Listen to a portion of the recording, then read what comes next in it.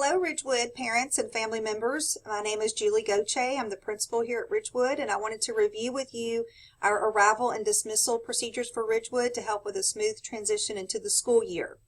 So the following handout that I'm showing here on my screen was mailed out with the teacher assignment packet. So if you want to look at it further, you can look at it with your child's teacher assignment, but I want to go through it and explain it to you. In the mornings, our parking lot is over here on the side of our campus. So if you want to walk your child in, you would need to park in our parking lot. And then we have white areas that are lined with white paint for you to walk in, and we ask that you stay in those.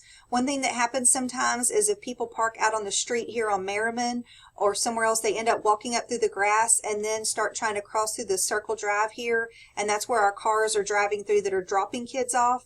So we ask if you're going to walk up with your child, either if you park on Merriman, there's a white area designated over here that you can walk up and cross, or from our parking lot, there's a part over here that you'll walk up and then cross up onto our front porch here at Ridgewood. Please do not walk through the area where the cars are driving through, because we're trying to get kids out of cars there and it adds to the confusion.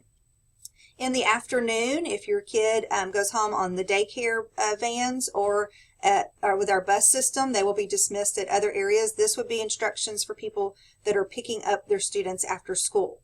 So if you want to walk up and pick your kids up, again, you'll park in the parking lot, and we ask you to walk in this white lane area, and we're asking that you walk behind where the students are seated. You'll see with our afternoon dismissal, we walk all of our students out onto the front porch, and every class sits on a line waiting to be picked up by a parent. So we ask, if you're going to pick your kid up, do not wait in this red fire zone up in front of where the kids are seated, because that's the area where we're trying to get kids across and into cars that are driving through the circle drive.